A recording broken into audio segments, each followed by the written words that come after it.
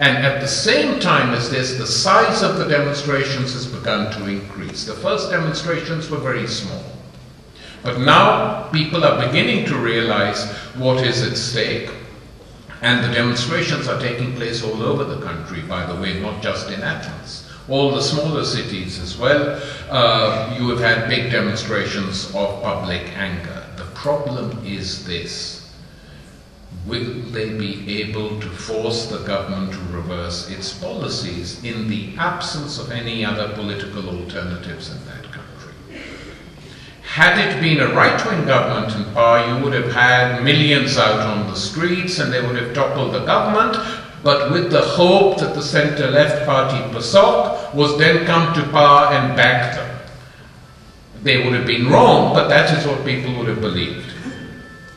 Now with PASOK in power pushing these measures through, people see no other political alternative at all. And this absence of a political alternative is a very serious and real problem, and not just in Greece. And that is why I am nervous of the outcome. Unless PASOK splits, or unless a new political party emerges. Now, can new political parties emerge out of deep-going social crises, and if so, what is their character? I think here we have to cross continents and go to South America, which was the first continent in which neoliberal policies were used. The South Americans were used as guinea pigs in the laboratory for these experiments to take place. In Chile, under the Pinochet dictatorship, later in Argentina, during various elected governments. Then in Bolivia, under IMF governments. Then in Venezuela, under a center-left government. And in all these cases, the instructions were, in Chile, the working class had been crushed by a military dictatorship. In Venezuela, the IMF imposed such cruel measures that there were, in 1979, that you saw what is described as a Caracazo, an insurrection in Caracas and in the neighboring areas. And the army was called out, and they shot 3,000 people dead. 3,000 people were shot dead to defend neoliberal policies. And that created inside the army a mood of anger, and young radical officers began to meet, establish link with the trades unions, and say we have to topple the government which has killed our people. And Hugo Chavez was a young military officer, a major at that time. And they established these contacts, and the trade unions promised a general strike if the soldiers and officers came out at the same time and backed them. But Chavez brought out some soldiers and officers, but the general strike never happened, so he was arrested. But he did something very unusual and interesting. He said to the government, yeah, I'm guilty. I did try and topple you. But let me admit my guilt to the people on television. And they said, okay. So he went on national television and he said, I'm really sorry. I thought the trade unions would mobilize and paralyze the country and we would come out in their support, because I never want to see a situation as a soldier where our army is called to kill our own people, and I apologize to you for having failed. Please forgive me. After this television broadcast, 60% of the population said they agreed with it. 60%. So the elite panicked. The oligarchic party system, where first one comes and loots the country and then another.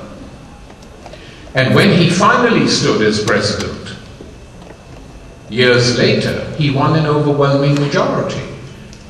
But the reason he won that majority was he had the support of the social movements in that country.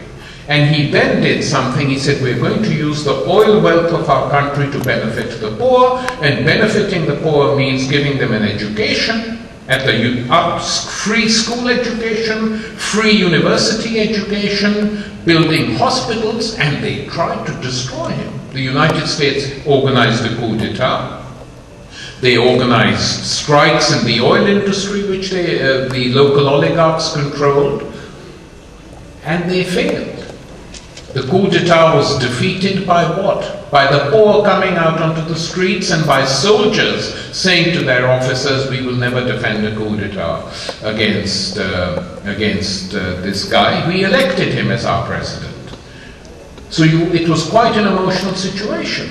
But the country is divided between an oligarchy, which he is not touched, really, and the others, the poor and the dark-skinned people.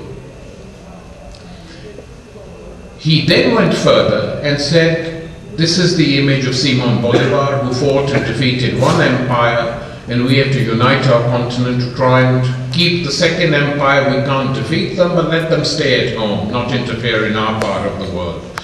And he changed the mood of South America. So now you have governments in Bolivia. A party which won the election was called the Movement for Socialism. And how did this party develop? It developed by fighting against the privatizations.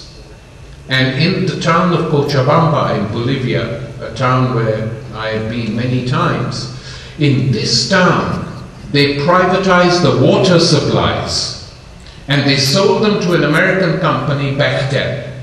And this company got the IMF-friendly government to pass a law which made it illegal for the citizens of Cochabamba to go up on their roofs and collect water in receptacles when it rained, because that was damaging the monopoly of the water company. So what had to happen happened. There was an insurrection. And the citizens united, 90% of them, occupied the city. There were clashes with the army, but the government had to retreat.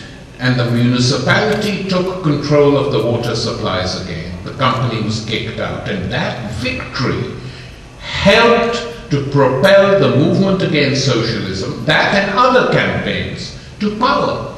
And Evo Morales, an indigenous person, a native Bolivian American, came to power. He got elected.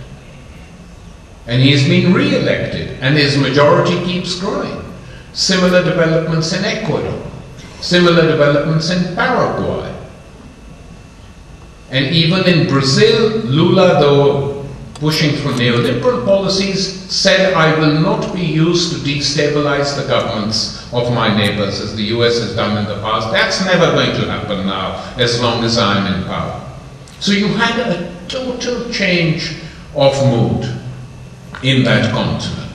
And it's a lesson which, many lessons from here, can in fact be learnt by people in Europe. And that is why I say to you, one must never give up hope. Because hope is an active emotion, and despair is a passive emotion. To despair, to become individualized, to think of oneself essentially as consumers or customers, as this wretched neoliberal system wants people to think, is to give up. And we mustn't give up, even in bad times, because change, it may take a long time, but it is always possible. Thank you.